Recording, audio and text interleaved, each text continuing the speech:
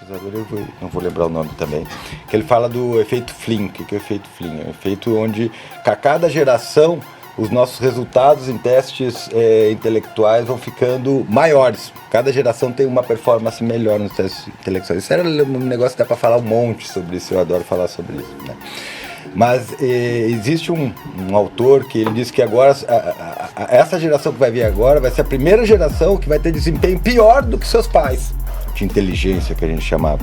O que eu estou vendo na minha clínica é o seguinte: as habilidades verbais estão subindo. Ou seja, as crianças estão falando melhor, mas estão falando melhor, estão... Até pouco tempo, as gerações futuras sempre superaram as passadas em questão de testes de inteligência. E aparentemente agora vai ser a primeira vez que vai ficar pior. Caralho. Ó, esse daqui é o teste da figura de rei. Você consegue se lembrar de todo o teste pra câmera lá pra se você tem uma estratégia para montar ele. Agora você tem que pegar uma folha e copiar igual. Tipo, como é que eu vou copiar, eu vou te mostrar esse desenho, você vai copiar, e daí eu vou tirar esse desenho daqui, você vai copiar de novo. Fazer. E depois de tantos minutos eu vou te fazer para copiar. Como é que você faria, cara? Você tem alguma estratégia na sua cabeça? Eu vi ele desenhando, né? Daí eu já me deu um plano. Isso. Aprendizado social. Exato. Isso é muito legal. Começou pelas figuras maiores, assim, as macro. Fui colocando as figuras. Mas tem gente que vai fazer assim, ó, vai querer vir fazendo contorno. Isso. Certo? E aí você consegue ver a maturidade das estratégias de desempenho delas a partir disso, né? Esse tipo de habilidade eu tenho visto, e óbvio, é um dado empírico, a gente não pode levar isso em consideração. Sim. A gente precisa de estudos e mais estudos para isso. Mas eu tenho visto com mais frequência essas habilidades menos desenvolvidas. Agora a pergunta, será que elas vão estar menos desenvolvidas ou será que o período de desenvolvimento dela está se alargando? Porque esse comportamento ele envolve basicamente a conexão entre as áreas de planejamento, as áreas motoras, as áreas sensoriais, certo? É uma coisa que a gente faz com muito menos frequência. Às vezes o EAD não exige isso, às vezes a criança não joga mais futebol, não corre na rua, fica mais no computador, no TikTok, etc. E ele usa menos essas faculdades cognitivas. Quando você vai alfabetizar, talvez você não lembre disso, eu lembro. Você gostaria de viver de YouTube, fazer seu próprio horário, trabalhar de onde você quiser e principalmente gerar muita receita? Quer garantir sua vaga e iniciar seus estudos agora mesmo? Basta você clicar no botão aí embaixo.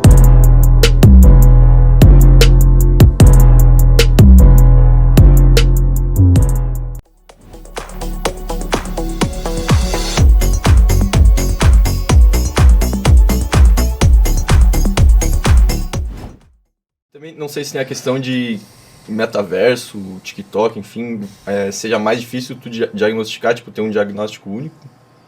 E daí talvez seja melhor ir por esse lado do funcional. Cara, talvez, velho. A questão do metaverso, você sabe o que é metaverso? Velho? Eu sei o que é metaverso. Eu sou velho, mas assim, essas informações... Isso aqui é bom. Eu sou analógico, pessoal. Cara, analógico e digital.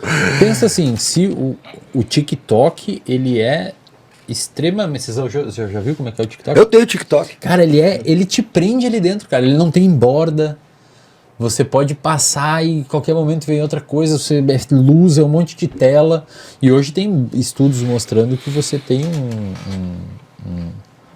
quando você tem um excesso de uso de tela por crianças, etc., você aparentemente tem um problema do neurodesenvolvimento da criança. Os filhos do querido Mark não têm nem acesso, né? Eles não têm? Eles não têm. Ele não vende a droga para os filhos. Não vende a droga para os usuários, filhos dele. Cara, a gente tem que pensar que o cérebro está o tempo todo se adaptando, né? Você dá estímulos novos, ele vai usar aqueles recursos do jeito que a estrutura permite, né? Isso pode criar novos transtornos? Pode. Mas o que ele está falando, que a gente está retornando, é um retorno a Skinner, né? Os lacanianos gostam de dizer que eles fizeram o retorno a Freud, a gente está fazendo o retorno a Skinner, né?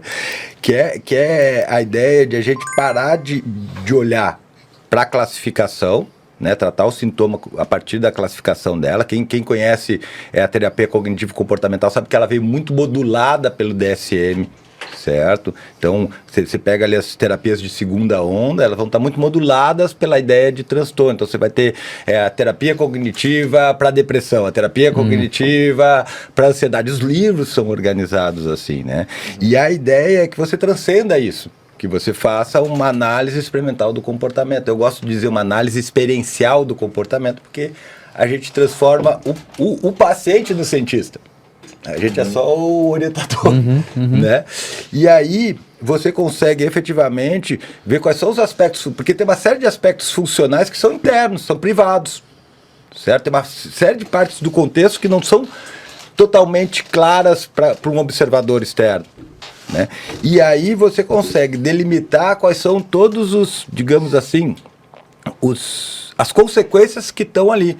Um comportamento nunca tem só uma consequência, ele tem várias consequências. Algumas vão ser reforçadoras e outras punitivas. Geralmente o cérebro ele vai dar valor para uma ou para outra, que é aquilo que eu falei para vocês. Pode ser que as pessoas que estavam lá na minha aula gostavam de assistir minha aula, mas o gostar de assistir minha aula não era reforço suficiente para eles virem toda semana à aula. Às vezes, ele não vai cobrar chamada, estou cansado, você trabalhou o dia inteiro. Aí ele conseguiu uma justificativa que autorizava ele para casa, ele ia para casa, ou para o bar, ou sei para onde, certo? Então, é isso que a gente não entende. A gente, além de a gente não controlar o nosso comportamento, a gente produz as justificativas que vão liberar esse comportamento. Certo? Então, não adianta dizer, não, eu gosto de conhecimento, eu também gosto. Podia estar em casa agora assistindo, sei lá, um documentário, um podcast bacana, com alguém falando alguma coisa, tipo Wesley. Podia estar vendo um podcast Wesley em casa. Eu gosto. Eu gosto, deitado na cama, comendo pipoca, sei lá. Ia ser mais reforçador. Certo? Então, o que a gente tem que contabilizar nessa questão é que quando você cria um grande sistema de classificação, você perde essas singularidades. Mas quando você trata o indivíduo, você trata as singularidades. Certo? E isso é uma coisa que não é que a gente está retornando para isso, é que a gente viu que, além disso, não tem muita coisa. Isso, perfeito. A gente saiu explorar lá, deu uma olhada, mas pelo jeito tem que voltar um pouquinho, porque... Dá um passo para trás. Pô, e nessa ideia do TikTok ali, tu falou do que o cérebro, ele meio que se adapta assim ao meio... Tipo, é como se o cérebro pode ser meio burro, e daí ele se adapta ao TikTok, tipo, o máximo que ele precisa ser, digamos. Por isso que as pessoas, digamos, vão ficar mais burras, cara, com o TikTok. É uma simplificação, mas eu gosto de dizer que o cérebro trabalha numa relação econômica. Custo-benefício. O TikTok, ele tem um custo muito baixo e para o cérebro, benefício muito, muito bacana. Pegando essa coisa da dopamina, o TikTok, de certa forma, ele otimiza a liberação de dopamina. Pronto. Ô, Fábio, e você... Cara, porque se a gente for pensar... A apresentação desses determinados estímulos para um organismo relativamente novo, ou seja, neuroplasticamente ainda com bastante cancha para modificar via neuroplasticidade os circuitos, existe uma na sua análise uma possibilidade de ocorrer um emburrecimento da pessoa? Porque pensa assim, ó, legal isso você falar. O custo, o cérebro ele começa a ter como referência a obtenção daquele prazer rápido e econômico, e depois para ler um artigo em inglês num tema que você não conhece, cara, vai ser muito difícil, mais custoso, muito né? Muito mais difícil. Acho que vai ter uma seletividade aí também, né? Com algumas pessoas, digamos assim, atingindo níveis de desempenho melhor do que outras. Mas tem uma coisa interessante nisso que você falou, sabe, cara? Porque é difícil de avaliar realmente essas consequências futuras. Mas tem um pesquisador, não vou lembrar o nome também, que ele fala do efeito Flynn. O que é o efeito Flynn? É um efeito onde, a cada geração, os nossos resultados em testes intelectuais vão ficando maiores. Cada geração tem uma performance melhor nos testes intelectuais. Isso era um negócio que dá para falar um monte sobre isso, eu adoro falar sobre isso, né? Mas existe um autor que ele diz que agora, essa geração que vai vir agora vai ser a primeira geração que vai ter desempenho pior do que seus pais. Cara, meu pai me mandou um vídeo falando sobre isso. Isso. E aí, cara, mas aí eu tenho eu tenho meus dados, né? Porque eu faço muita avaliação agora na epidemia, cara, choveu a avaliação, principalmente de crianças, porque as crianças... O pessoal entender é avaliação neuropsicológica. Neuropsicológica, isso, obrigado. Porque as crianças em casa, os pais vendo as crianças assistindo aula, e aí começou a pipocar um monte de preocupação. E uma das coisas que me chama a atenção, até conversei com uma colega, e ela disse que também percebe um pouquinho disso, é que a gente não está tendo necessariamente uma piora no desempenho dos testes, cognitivo nos testes, né? É porque é um desempenho muito específico, desempenho psicométrico, né? Em testes de inteligência que a gente chamava. O que eu estou vendo na minha clínica é o seguinte: as habilidades verbais estão subindo. Ou seja, as crianças estão falando melhor mais Estão cedo. falando melhor, os desempenhos de execução não verbais estão piorando. O que é um desempenho de execução Por não verbal? exemplo, você tem uma imagem abstrata geográfica e conseguir copiar ela com uma estratégia adequada. E fazer a mesma imagem. mesma Se imagem. olhasse a mesa e copiar ela numa folha. Tem um teste que a gente chama de... Pega uma folha de papel para mim, por gentileza. Alguém consegue uma folha de papel e uma caneta? Eu vou falar do teste de figura de rei, que é o teste que envolve inteligência não verbal e envolve memória visoespacial também. Que ele é um teste onde você tem que copiar uma figura complexa, composta por vários tipos de formas geométricas. Essa figura, para você lembrar dela, você precisa ter uma estratégia de construção. Isso é muito legal, cara. Quanto mais evoluída for a estratégia de evolução, mais fácil você consegue memorizar ela, certo? As crianças estão tendo desempenho cada vez pior nesse tipo de tarefa. A gente tem uma outra tarefa que faz parte de um subteste que a gente chama de VISC, né, que é as escalas Wechsler de inteligência, né? E geralmente eu tenho visto uma piora da performance nesses testes. Cuidado com a nossa mesinha, não. Mesinha nova, cara. Cara, isso aqui é muito legal, velho. É muito legal isso. Ou seja, estão ficando com preguiça de elaborar estratégias. Mas Eu diria que eles não estão sendo exigidos para então, elaborar meio- estratégias. O meio que elas estão vivendo não tá exigindo muito, daí não desenvolve, sei lá.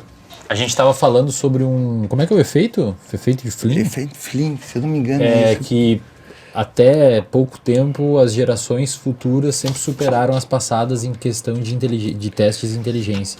E aparentemente agora vai ser a primeira vez que vai ficar pior. Caralho. Ó, esse daqui é o teste da figura de rei. Você consegue se lembrar de todo o teste Bota pra câmera lá pra eles se verem. você tem uma estratégia para montar ele. Agora Uma você tem que pegar estratégia uma folha e cognitiva. copiar igual. Tipo, Como é que Aí você ia agora fazer eu vou isso? copiar, eu vou te mostrar esse desenho. Tem que você ter vai um- copiar, e daí eu vou tirar esse desenho daqui, você vai copiar Você de tem que novo. fazer. E depois de tantos minutos eu vou te fazer para copiar Como de é que você novo, né? faria, cara?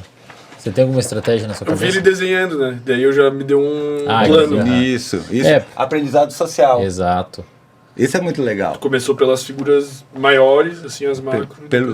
Fui colocando as figuras. Mas tem gente que vai fazer assim, ó, vai querer vir fazendo contorno, Isso. certo? E aí você consegue ver a maturidade das estratégias de desempenho delas a partir disso. Né? Esse tipo de habilidade eu tenho visto, e óbvio, é um dado empírico, a gente não pode levar isso em consideração, a gente precisa de estudos e mais estudos para isso. Mas eu tenho visto com mais frequência essas habilidades menos desenvolvidas. Agora a pergunta, será que elas vão estar menos desenvolvidas ou será que o período de desenvolvimento dela está se alargando? Isso é uma coisa que eu me pergunto. Certo? Então, a gente vai ter que demorar algum tempo para poder responder os isso estudos daí. não são tão conclusivos ainda pra dizer que realmente estão ficando mais burros. Porque é muito cedo ainda. Mas né? o que você ganha e o que você perde com isso? Fazendo isso, Não, tipo, qual é a função disso... Qual é a função disso? Tipo, por que esse comportamento não tá sendo exigido, assim? Não tá meio que sendo... Porque esse comportamento ele envolve basicamente a conexão entre as áreas de planejamento, as áreas motoras, as áreas sensoriais. Certo? É uma coisa que a gente faz com muito menos frequência. Às vezes o EAD não exige isso, às vezes a criança não joga mais futebol, não corre na rua, fica mais no computador, no TikTok, etc. E ele usa menos essas faculdades cognitivas. Quando você vai alfabetizar, você não lembra, talvez você não lembre disso. Eu lembro. Você tinha linhas pontilhadas assim com círculos, quadradinhos. Lembra disso que você ficava Caderninho de 2 caligrafia. horas? Isso, Pré-print. caderninho de caligrafia, tudo isso. Cara, imagina, tudo isso. Você tinha que ficar o tempo ali.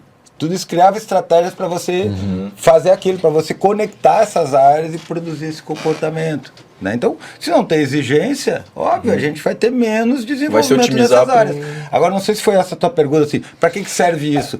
Cara, no nosso dia a dia serve para várias coisas, né? Serve desde para você fazer um desenho efetivamente, né? Ter uma dimensão de espaço, como que você vai arrumar as coisas na tua casa, consertar alguma peça, montar alguma coisa, montar um móvel.